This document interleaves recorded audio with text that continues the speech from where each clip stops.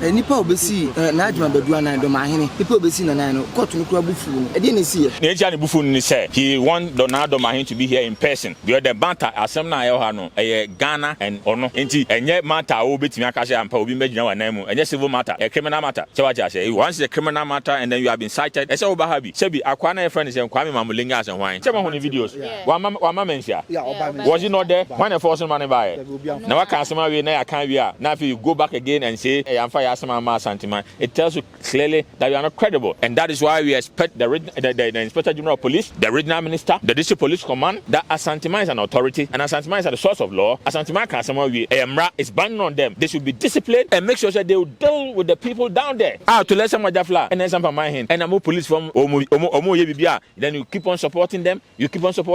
It tells you that there's no authority in this country. It tells you that we are a land of indiscipline. Over the weekend, a man for be took to say no so brutalize no niti is every day on social media brutalize no ordinary he has been assaulted brutally. What I say, we went to the police station to report the matter. Okache said we should go to Brekum. We took the plane. I travel like call Brekum. They could do on my, they told us say omo amamba brutalize no they have come to report the matter, and for that matter they are not going to give us hearing. And so that is why we are saying that guy is a criminal guy because he's acting in the absence of the district police commander. He has to be sacked from that place. Oheneba Media for Efremu I have say media royals, media muadeshiano no, asiabana, intasamana, amamlani amani mudumedie, Oheneba Media betenete, intamafo muntie na nyado. Eba enchensing papa de bodan so padia, eno ane adabo roofings, and raste resist heat, and afe and sound feeding so. Na ni premium color materials or the bodan sunti. Oma warranty more rishimu. So pe adabo roofings e wo kumase ne mpatemu a fo ani kire ehwa overseas junction e wo enkran ene ne mpatemu so odi wani be kire Pokuasi station wa na ne main factory de e wo fancy a eben mupa fre adabo na ne wo mu ni dwa esanse se fa enchansen papa e de bodan so pa de a o mu ni kenkon obi ani ho abusua mamu na akwaba e de Oheneba Media so ye hia biem menim se twedi ampo adaro ma obi aho ye abusua aha Kumasi High Court ewo Kumasi Asante Mantem wahinkuro obeka ye a afem pimienu ene aduonu miensemo ena Sampa manhene za abedishe brantie na Samba jafla otoso mienu obiswai chekro bia Asante kotokohene na yewrade Sampa manhene na hye ne sa se Sampa manhene na abusua Oheneba so awie na ade ba akwa aka ene se traditional council was Sampa the Chieftaincy declaration forms CD forms ebe free Sampa aba Bono Regional House of Chiefs was Sunyane na every Sunyane aba National House of Chiefs ewo Kumasi menhia na fe mpanyefo team no nkratemu na yede na Sampa mahen ene na nomate kunyawo Sampa dia kon nkratemu say the Promotional chief of Sampa and afe the traditional council members no na bibia wie na busua no na kata no free Sampa eba na kodwuma sa ona acting president was Sampa maimu the bus nyane ebesin na ebusunya afe ene akire ni adane boachi bidin na the Bono Regional House of Chiefs emfa nkata no emfiri ho ema national enam se oman etimi de mra ekire man nti ema mpanyimfo na anamatu nkunya ya ewo Sampa aja sem ne kodan court se court enhye the Bono Regional House of Chiefs na nka won na Sampa mahene nkata no ene Sampa traditional council nkata no emra national court eka sem no ebuai ema the Bono House of Chiefs enadionu baako se won fan nkata na mabusua enadionu baako ni twam House of Chiefs and fan nkata na manti sabu ya no ka say Contêmpt and achi the Bono Regional House of Chiefs led by President Dormaahene and a registrar say di asem na chi and then a court e di asem na be hye ya ye hwe ni mu se na Dormaahene and afi the registrar of the House of Chiefs and then panfo bi aka be ba be pie mu Kumasi High Court and a Contêmpt asem no court atna so na wadi ti abedu ha ye watwe ye mu regional court for asem na di mu ye be call ni akotie bi wi a ye be pie from be pia ye de be somo na bi pia wi ti kam ho sabe we na ye nkoti the court be ka ye wi ya ye de mu tofabo e be som asinia ye mo akwa ba Odarma mejo so apomboko Odarma bia boko ye do body ase mesro se we down with the acha Odarma firm amashi agwish me fi Sampa to le shan wajafla me ofa she ni mpom prekupe me ofa ni mpom me ofa the Sampa mine offer Odarma we the branch Odarma ho brashim okay and then mo ba court mobile a dinner if you move in a court. I'm sure before you can if you court by no. It is important we take this opportunity to go back over the weekend. I'm sure you see what Santimamo at the FFA Kakrakesi here at the King of Eswati paid a courtesy call on a Santimai. The reason why the King of Eswati paid a courtesy call on a Santimai demonstrated that Santimai your mind, and so Santimai your mind. There was that demonstration I call so. This is now the people of this country should know and understand the authority of a Santimai.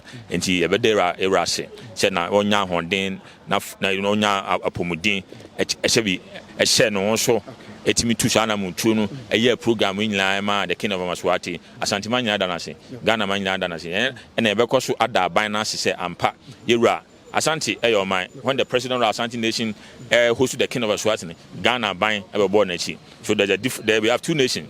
You have the Asante nation and the Ghana. And Asante Sebi hosted the King of Aswati Ghana ever born a chidom. And so clearly it tells you Asantema will continue to be on mine. Okay. You're ready in the court. You are Daroma and Yaba court. And this is the 3rd of July. We came here on the 16th and our court in the 3rd of July. The 3rd of July they are from Brashaba court. However, Yaba court no near court in the catcher and said Sebi Wadaroma now Dormaahene and they are citing for contempt. I him share down contempt in the Bechino, in baby age now, and him show a boom raso. And he near court in the council and the lawyer out Tadio Sorry, Sebi one of the best lawyers in this country. Not Dormaahene lawyer. Well, not Dormaahene lawyer, a very refined lawyer, a very credible lawyer. Sebi on the lawyer for the petitioners. You can't petitioners now. Omsi the Chief Justice to Konu Omunyin in few and say what two and Mutubi and Sam Fatano. Tadio Sorry and a lawyer. Into Nano and that will be to me about court. Into a troll letter at the break court and say court in Hunumobo na Sebi on to. And shut that man in a baby now. Of course, Nanya and your effort as I'm sure they need Yama court and so they need Yama court in there. A so court no Eji Niwaka now to na court Namade. Into court now some my date on the 18th Friday next week or 10 week. You should come back to the court now if you need a woman on 9. What no or chan week, right? Or chan 2 weeks, yeah. On the 18th. On the 18th, yeah. Okay. Yeah. And Tisana is a court no edit date na koshe. Is that the court one transcend be so? No, the reason why I court now transcend is because the lawyer no di Juma DB ever crack, and for that matter he cannot make a representation until yen two assembly and kosher that edda, and so that was the exchange. And so today I think we didn't keep long here, and our court no Emma that ruling until two assembly akosher on the 18th. But me once over the weekend, I'm sure there was a video trending be no can say be ono agudi bi on asage so anko omamuntu no kromada. It's important say we tell Nana Dormaahene say Danny no okosu sebi that timamufo no.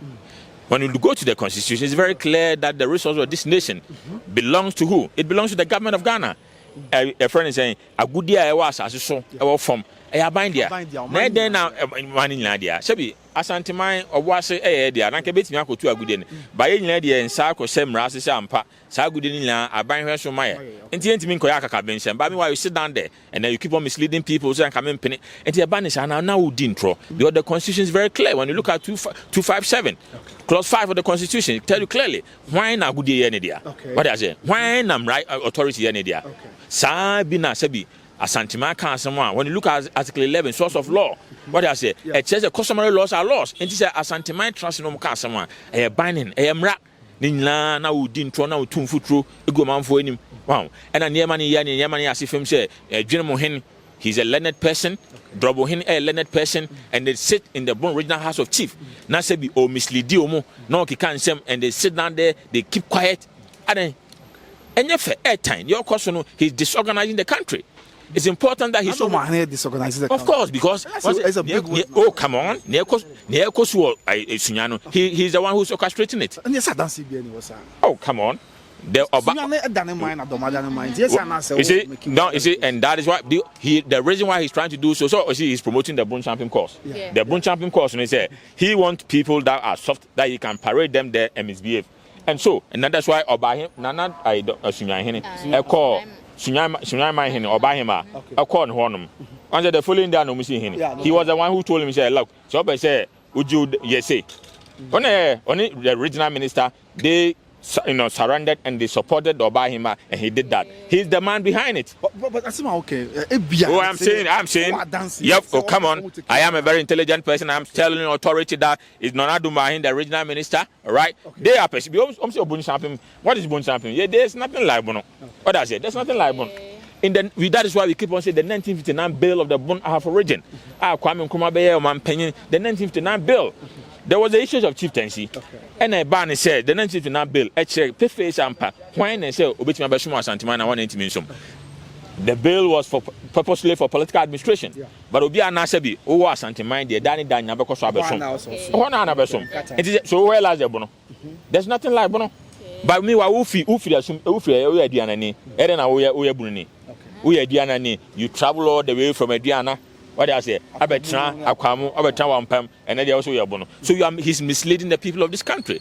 It is important we tell him and address him that look, people must distance themselves from him. He's unfit to be part of the leaders of this country. Are you trying to say something? The Akos was Sampa, Nipa, Shiro, Kwanya Dina, or is an answer.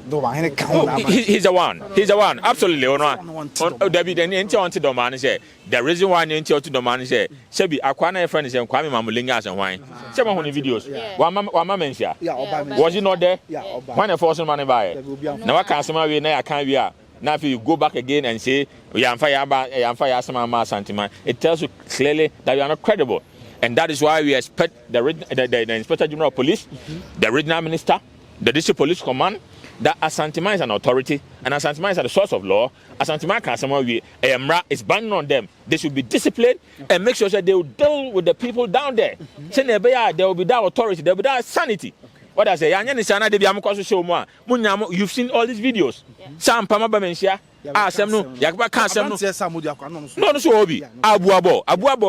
why don't you want to be disciplined? Why don't you want to accept the fact that you've lost to let someone jafla and then Sampa my hand and I'm police from Omo then you keep on supporting them, It tells you that there's no authority in this country. It tells you that we are a land of indiscipline. Meanwhile, police officers are now regional friends and the Inspector General of Police. Wadaromo, the friends and the Inspector General of Police, the regional minister, the district police commander, who are you? It's therefore important that you have to make sure the right thing is done there. And of course, it's important again for me to tell the people of this country that the crime officer, our Sampa, a criminal officer. Oh, really? Oh, he's a criminal guy. He's a criminal guy. And I'm telling Inspector General of Police Yohonu that your guy is a criminal guy. I say he's a criminal guy. Do you know why? Do you know why?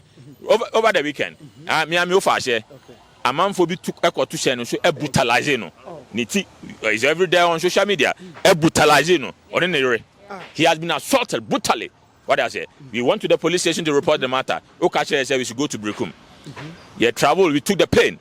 I travel like called Brekum. They could do one. They told us, they have come to report the matter, and for that matter, they are not going to give us hearing. And so that is why we are saying that guy is a criminal guy. No. Or a criminal guy because he's acting in the absence of the district police commander. He has to be sacked from that place on Sampa because no time. No, district police commander will say, "I will jam enough." Yeah, exactly. Sampa. He's the one. He's the guy. I'm saying he's a criminal officer. He's not acting, and on kind of what I say, and for that matter, he must be disciplined. Because near can say, media do nenya, and he said me do. Sounds now so did me nenya, and so did me. No respect of law. We say we don't want to act. We believe that the law should act. So if they think that the law cannot act, we can act. We can equally act. I can act. But as a result of the respect for each other, all of us have decided that we should show respect to each other. It is you understand? And that is the principle that we want to espouse. The security agency or Sampa. So the matter is a robbery case. The matter has nothing to do with the chieftaincy. And so they should deal with them. I expect the crime officer that he should deal with them. Because it's a robbery case. It's not a chieftaincy. The chieftaincy do not give the authority to say, First, can be to Chame. So obviously, go to the appropriate forum. You either go to the regional house of chief, you go to the national house of chief, and then you take a leave and probably go to the Supreme Court. They came there, they are criminals. They came to steal. They came to steal. And the matter should be handled as such. Some ranting a bit, some friends and some of them from Crawford now. So they are hiding behind the chieftaincy issue to misbehave. And so the policeman will tell you that they are criminals. They should be dealt with. That's what we are saying. That is what we are saying. Exactly. That is what we are saying. And so for that matter, they should be dealt with. Does that mean, say, they've been over-pampered in Sampa? And quite unfortunately, so, and I say so with pain, because I expect national security by now. All right. Of course, we are not to any security. Amuka. Santima can't somewhere see Obino Oheneba. And yes, still people keep on parading themselves misbehaving, and then you don't want to take them on. What sort of country are we living in? It's so dirty. We cannot keep on doing politics like that. You must show respect. Because the reason why I say to me, can politics say more politicians for any Chiamuka. Mommy, why? Mobanama fire, cho, Montomaye, Yatumam, we are then you want to misbehave. Who are you? The resources of this nation belong to me. And a good day, Okrumabia, or the media, or the account, media account. Until you must use it for our benefit. It is a mama Konanamo Betron, as a Momba Sumia. And then you can lord over us. You can lord over anybody in this country, but you cannot lord over Santima, and you cannot lord over Sampa. All right, because Nana Samajafla is a law-abiding citizen. He appreciates the law, and his followers and not the citizen, the subject. We equally believe that nobody and no political party can lord over us. Okay. We are going to show respect to every political party in this country, but equally respect that they should do the right thing. Okay. You said now Dormaahene lawyer ever straight court ever church in same court to Washington. And you said now I buy na him for be by the Promotional of Chiefs registrar and so by and registrar by he was trying to make he was trying to advance a course to let someone that flat document and when they buy the original house of chief and a meeting once na Dormaahene jai no you never registrar of house of chiefs no no kind you see na Dormaahene jai at time. So Mukas will be Ohena. It emanates from the traditional council. Yeah. It is emanates from the traditional council, Sampa traditional council, and the authority and the leadership of Tule Kodomasa.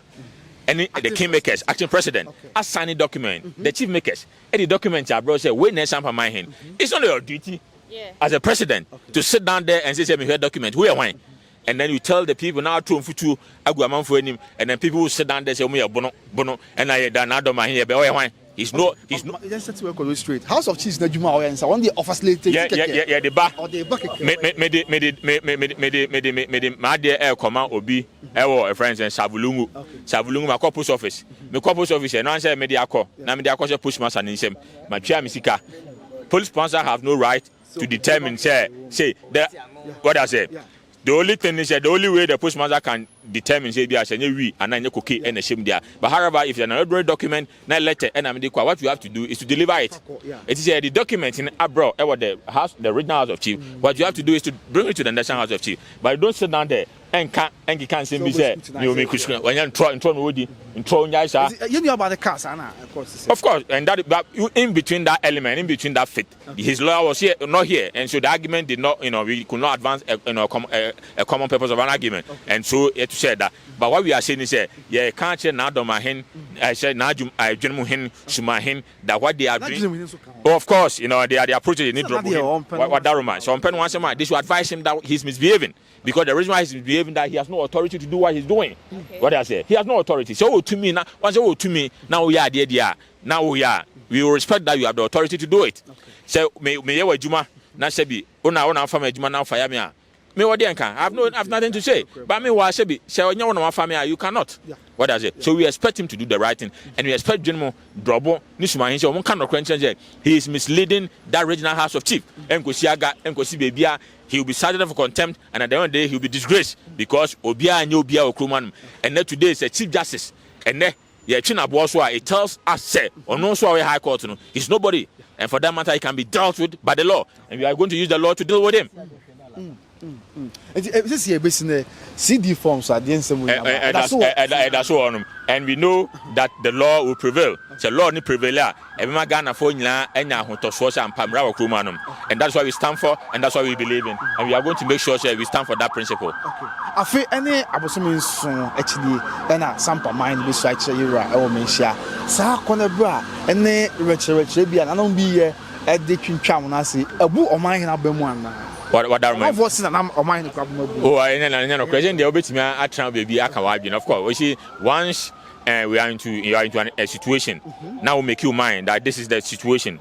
We have psyched our mind and we are prepared for this, and we knew very well that we are going to have a long battle. And the fact that we are going to have a long battle, it never means we never prepare for ourselves. We did. At the end of the day, it's about process, and the law is a process. I cannot determine the court and the judge in the back, and so you should be humble at all times to serve the law. And so once I want to serve the law, it's important to let someone who is a judge of the appeal court know very well that the law takes a course, and the law will manifest itself at the end of the day, and he will triumph, and at the end of the day he'll be gazetted that he is indeed the overlord of Sampa Traditional Council. Okay. Sampa oman hima or one as oman hima any was. Wadarama oba hima ni onum. She na do ma himfi say oba hima onuma. He's the president of the Born Regional House of Chiefs. He should produce a document. Wadarama, so that is simple. I don't want to advance in the argument. I'm saying if he's saying no buy him I'll be on and no yini he should no, so I'm going to respond to that. He's a learned person, he's a reasonable person. He should produce a document that will buy him or Sampa. Who produce it? It answers your question. But you cannot produce any document. So it tells you that you are a big liar with the greatest respect. No, airtime. No, but of course, but you see why is he that? Why is he doing that? Clearly, it tells you that there's no queen mother in Sampa. And so once there's no queen mother in Sampa, why do you keep on sitting down there at Dormaahene and you keep on misleading the people of this country? Okay. You can't do that. Why can't you do that? Okay. All right? Okay. This year, now catch Ghana man penny even finish so. Clearly, we know the president know who is the overlord of Sampa. Okay. Of course, that is the last over I think about 3 weeks ago. Asanteman went to the presidency, and so once you went to the presidency, Sebi Asanteman, Ekoma president Akwaba, Eshenedin, so Mugana man ye, Natima Mufoni ni, and say Eko no, or Chena him before, Nano. Sebi Tolesa Majafla was introduced there, and President Mahama saw him that he's the overlord of Sampa, and so clearly it's a definition and attestation that indeed the overlord of Sampa Traditional Council Tolesa Majafla.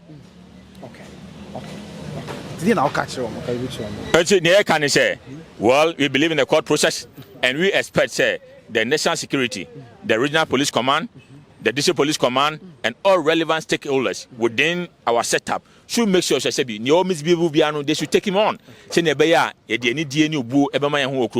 We cannot keep on misbehaving. We come recruit. I mean to me any information. Said now do my him fish and pa. I am running just to the high court. So visa near Santimanka and no cry.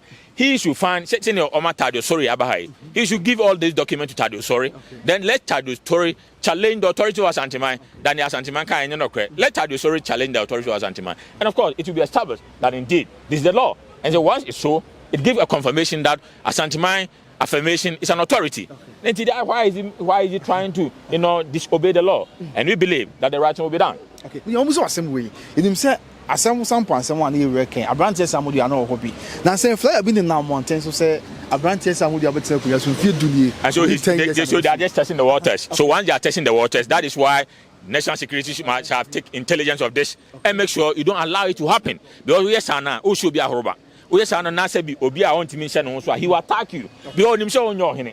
And you keep on misbehaving. And so you don't expect me, you, the regional police command, the regional minister, Kabwa, Sebi, this is Sikachia, Kaoya police or no. Sebi, you should know this. You should not allow it to happen. Because he has no authority to do so. Because you Sampa mind, yes, Anna, you want to disorganize the community. What do I say? We are taking this advantage. The question now is that National Security Minister, President Mahama, look, call your National Security Minister, Muntaka Barak. Look, Interior Minister, we are paying you. People are misbehaving there. You should have a prior notice of what is going to happen there and make sure you deal with it. Muntaka Asanteman this year. And so, Asanteman can someone. Emma Obi and Shebi Enfa Asanteman and what I say policy to run down Asanteman. Defense Minister, I'm deputy. Broja Jamfi, you know you are Swami boy, all right? Broja Jamfi, we are Swami boy. You understand? Omani Boama, all of you guys are Asanteman. Why we are saying the Asanteman can? If it's not true, they should speak against it. But if it's true, they should not allow that thing to happen. All right? Asanteman will defend its cause, and Asanteman will stand for what is right. Because Asanteman, Asanteman, we have our own flag, your flag. Okay. People should understand that. Asanteman, your mind. Asanteman, your mind. All right. Now you say assembly appeal court. And they have a more high court. Yeah. Well, there's a two leg to the case. Okay. The high court case here is a contempt case, and the appeal court, the appeal was the fact that when Tole Samajafla document was asked to be forwarded to the National House of Chiefs, they felt that they wanted to appeal. But in the appeal, Shebi, a friend Mandamus, the judge or by Munyam for the appeal lacks substance. Because some no mokano, she named a ampasa Sampa in Transinconia, a Santimandiana, and okre, a ampasa ampa, or Macan Samana, and okre, a ampasa additional mokumono, or more you be a Sefata Amanabe Swacha Santimana, and okre. And once all this principle or all this ingredients has been established, I just say Ubi or Hino Sampa, and the appeal Namokonica is dead on arrival. So this case here is a contempt case in respect of Dormaahene, as answer one fact document in Amma. Exactly. So the law is the law. Just as you are saying, the Chief Justice will try no. Now Dormaahene High Court no. Try be. Nobody in this country, no political party can pick and choose. Why and no try no try no. And once the Chief Justice is being tried, now Dormaahene who is a High Court judge will also be tried. And contempt in the channel. That's how I say. All right. I don't want to. Monkosun can't change my and can't in some pan change my for. Asantima is a nation and you continue to be a nation. A Swati can abide clearly. Muhu Sampa, Asantima, or my ampa. And here, dear, Dada, Yadamase. Okay. That's it. And somebody behind you, young kind of the President of the Republic, the IGP, the Bruno Regional Minister. Oko Jamba and Dofa, the district police commander of all. Young kind of cranny, never kind of cray, and near man, of course, no, a young my dimple, you fool me out kaka. A son say, ye na him say, a banana and some more. Say you are the kind traditional council, say quiet or minor, traditional council on car. This is a Krobi, a divisional council, not a traditional council, not see, not seven traditional council, no, and they go to me say, okay.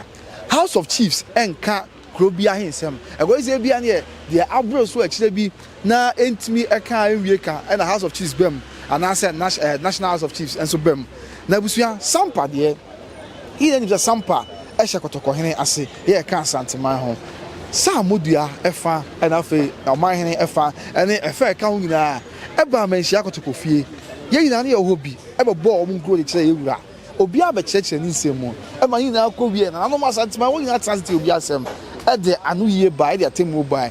Once somebody and call 42 say or better the Iraqi now one more attack or my hand for Francis Brantia as almost some common and this Brantia on the Irabian. And I say at some point you or some panel on Betechi, obviously actually.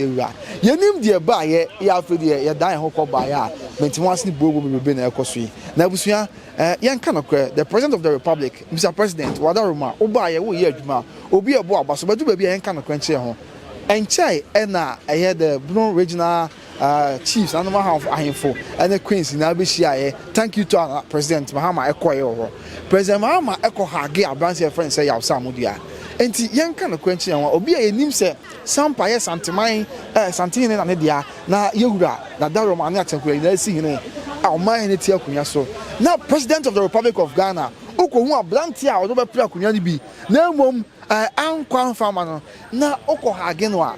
It sends a message out there. Na say any okra the ye na yewura eka no. Onyin tumu na and our bodim ti an say. Enti it's high time I was your kind of great chair home. Sadia no course was Sunyane, a brother President Mahama, a call thank you to no. It was wrong in the first place.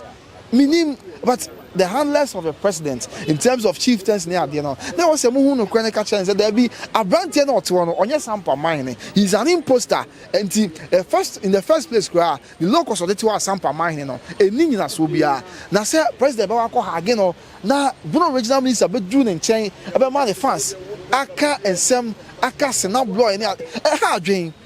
Mr. President is president because Ghana for me can be cameraman can be Asante for can be Achim for can be and Zima for can be Amuna for can be Obi I can be a koto abayi no enti ye koto abayi wa e so abayi say o de any buo e be ma bibia mu of course oh yeah wa famu de na mom say kodu dwabo bi ase na obi a amamre ni amane kwan so ase no bi ba ye hene no e just amamre ni amane kwan so wa fa nyina mu na wo so ya che ni wura e wan wura the minor shedding sa the Sampa Santimas no obetimi ay Sampa mahene just say what side ya che o ti kokko so ye muzi an say sa mudi a o say a che santina na bibia sa anko so Omo na also ade che yura na Sampa Jafla ya otosumi no but President Mahama ekohia omo in a thank you to osumi eko hage samodua ayesa nipa na o se no kutupa na o ma yodum dia branch na ye nim se tiamra ye o nim se enye esan se oni tumi bi ase wo hene ye ndi won tumi project no so wo hene but as number one gentleman of the land ukohia no na eko hage no a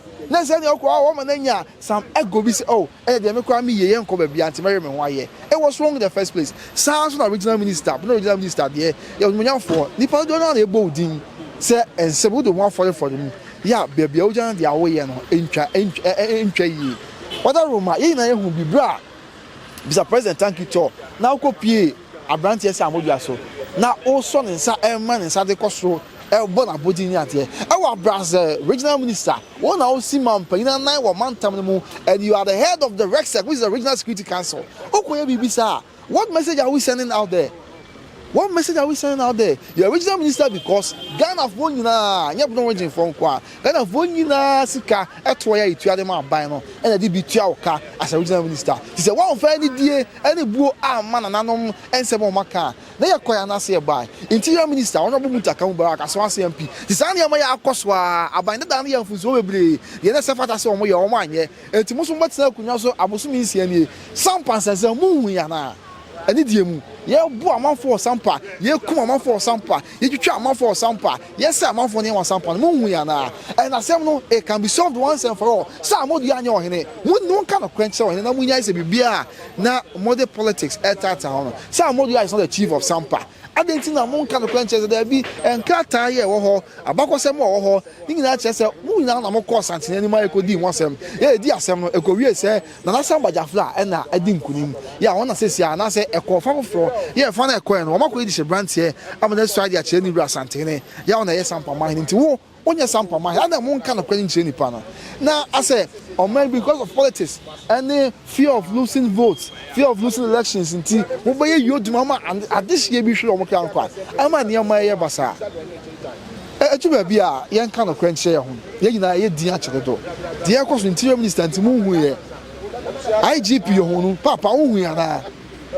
dampare esha personal sanse bi sha se o sanse na want bi an kake the whip ye wa yo ho no tu ba ye de koso papa wadaroma o so hu bia na enye ye wa yo ho no nko a ba di besi defense minister Dr. Dormaahene Boama doc di de koso hu bia na deputy defense minister Goja Jenfi honorable so am this year de koso no hu bia na aden na muntimi from na nsi from en crack the whip e masum dwe Sampa entimentime wase enkoso an enye sesebi misemeka sumuna so ja saa na abele bi e be kenya no bia enipa be hwere omo kan kwa na abele be kenya no bia enipa bi nwu ana enipa do say na ewu ansa na afedie must champion your authority na de wose mo ye mo ha adwen ye be srem mo nso na mo kenya mo ho because esa na so nsem bi so too much esa na obiti ba bia nso hunu say enye say na Ghana kra me anya adwuma because say ohena kasa and you say buy and customary laws near there. You didn't need any boss to go on a man. Or in a casa, ever some pants and some you rakasa. Yeah, I am a many money. When you now baby, arbitration us a funny now. No, we not jatum. No, in a casa, we no in a casa, we a crowd to me, I'm not jitum. Let's say, depending between a sack, now I quiet, and also your honey. I had the answer for that. Then I'm so I meant to once about Cronum. I'm a dish of your Mokan. Near Quayanasi by. And ever say more, it's high time you also speak the truth in another man. And Indian, but they may do any say, and I don't do anything. I know preoccupy. They won't build you was a kind of question, and I message me, what are Roma. And now, why wouldn't him say, or down mind domain? Ya on crew being abyssum, your children in a tra, and in crackano. And I bear the impasse over seeing what try was me. Now, Obi Casse, now Dormaahene seeing what try. Asema ba sira busuana fa be sem yensa ba na Dormaahene nim e wona himfie odoma na Dormaahene kasa e bu asem na sihine e ho no obi anase House of Chiefs bi e wo ba bi be kasa da bi yampene e ma na Dormaahene kan ni adwuma enti e be tie di pa fu ati ama ono na aba ba ye kira he na Dormaahene wadaroma how do you have felt say ko ba say wo and na traditional area o divisional chiefs no ba ko asem aba na wasihine e wo ho na enipa bi akota ba ko bi ati se yenso ye be tawachi se wo so yo hene ya produce so hene akoso instability ko no mu ana wadaroma se na nka wo be fili etu ba bi a Joseph kwa kan se de e di ya wo anya wo de no emfa nye wura na emfa nye wunia oh nana kana kwacha branche Samodu ase oni tumi bia o Sampa nsensem kana kwacha Samodu ase Sampa santin na dia asem na ko santin ne hop ama santin ne akasa ama ni na akọ wiese na Sampa jafla ene ye Sampa man ti Samodu yi se entomani ade a wo de efra na wo prodi mu so ohene no me na Dormaahene me tumi bia metimi abo na kana kwacha no na we na to ntwa what's a more leading on? Number one, the false hope. It doesn't help the cause of the country. It doesn't help the peace of the nation. Now, they be you better not Sampa. Yes, Yakobu way, Yakoya way say. And Yana, Nanamukasa, the penny say, they be able to have Sampa and says, and the Chenia Kabiana. Yabana Casum Jabba Sampa. Sampa, one of the commercial towns, a warrior my Ghana, when they were region. Cash you near the name, so that who dread the cost was Sampa. As I see a border town, the impactor, says Sampa near Makoswa, and they bear my Ghana. I didn't see another mine, own kind of quench Samodu. I saw one Sampa in it, on to me Sampa in it, now another mine, only to me be our Sampa, and to one people been not the Santina can, yes, Santina Sampa on Akano, and yet you want us with you. The young person come in because he bay and Sana, another mine, and then I don't be a what the house of Jesus, chess answer me, Moatom. You was Dormaahene this year at Sampa. You was Suma this year at Sampa. You were this year, the Ghana have a beer, almost Sampa. A big Dijuma. Oh, a sense and say we have a future. You know, Sumanibi. Oh, was Sampa. I was in some Yahoo. So, this animal in a costume with these all in the name of some non existent power struggle with the king of Ashanti. Not a yet day. Na ye de na yes sir mo je du na nia yin Ghana for mo ma yin na ye nsori mo ma yin na we nya asante ene domasem ana asante ene suma na Sampa sem Ghana ni bia pass me bia de ekoso was Sampa no it's high time the president of the republic must act and you on kwa security forces ni nyina mo sorry na what na se a chelo do ama the answer say esi ene esi ewu ya kwaso ne oha we na that ge betimi aso ano entempa e bra nsem we hyase ba ban that an ye fu so be tat na ho so nsem bi so a amna ba beju ne we are charging President Mahama also over reset Ghana ya wa ba wo ye wa fam there wa hyase ye wa fam there so over reset Ghana there Sampa masa amodi hu se wonye ohene onpa le ba bitina san se President Mahama unsin ne President Mahama hage wa no nche se wo ye Sampa man there bi Sampa e sentiment ura there e ho ne kan Sampa sem se na sa amodi anim se santini ni Sampa ani tumi wo Sampa anka wa mama ehia abodi nkuro wo ho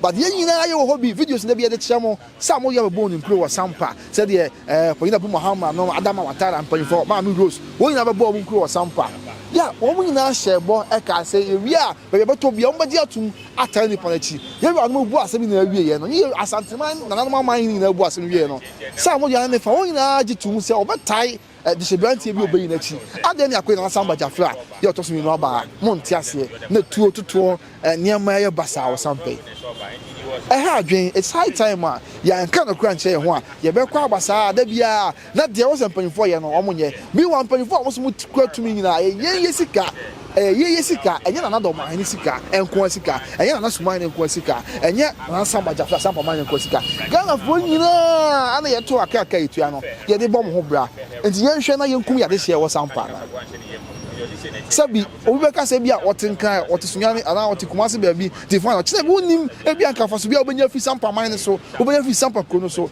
e bi kwa nya me be yadom ama ha bia pia ma wo Sampa aye cashew town wa cashew wo mo ye ne kase pa wo Sampa the whole Ghana e ka ho bi yeah border towns ye nim ensuanso as cashew ne koso wo Sampa e dey blow man Ghana economy e be busi economy no e dey faso blow man no but because of science and same way yeah man pay for timi kan kwanche Samudi anti metimo ase koso obi go Sampa no su but then na wa kwakodi dwa wo na timi aboa mo man tumpon e discard blow man oh mo me kan kwanche ho Mommy can question says ya me gidi pass here now hey ya post you be as a government worker as a nurse as a teacher as a police officer and be as on konko adwuma Sampa o ko obesuro na busu o no crop so ko na busu afọ ko antia yese won ko example ye ko yo boni ana ko asem say the same here pa na the Sampa this year teacher no na antia na ba mo hwe me momma yen kan question ho say Sampa etuo entimi ensolve problem bia asekan agyan entimi solve problem bia Sampa says you are solve wie the aka and they say on minimum panifo ne bambofo teacher upon your German of Sampa and the region no region Rexec let the regional minister ever sorry aka no kwa kire nipa na bibia to atwa na do wan so be sorry aka no kwa kire Sambodia che Sambodia mentimi mwa mini mwa bia no be bo sanse nyam nam si Sampa hene na bibia to atwa ti na busuam di kan ka se na do wan hene kuru abisim ho yi na bia asama ba ya do wan hene be sin na de she be se miensa wo nyina be bo nkuro na nanom na do wan hene na tankunya nyina wie na se da bi enko asumasi ho a na do wan asi ne hene awia mamre ne amane kwan ne e be da so de asi da bi afa bi so sorry ama ohini bia be hye o machi ohina bia enyo na se bia bisim kwan ne dia abehye o machi na we gina house abehye akire say there be also your ohina proud also ohina na do wan ne wada roman na Mr. Meka on this year how would you have felt say nanka o beje sansem we oh yanka no kwenche wabusuya asema mekam se bebre na bedi matem bebre na ba betwe ensem bebre comment section bebre na beta me afa me ho tan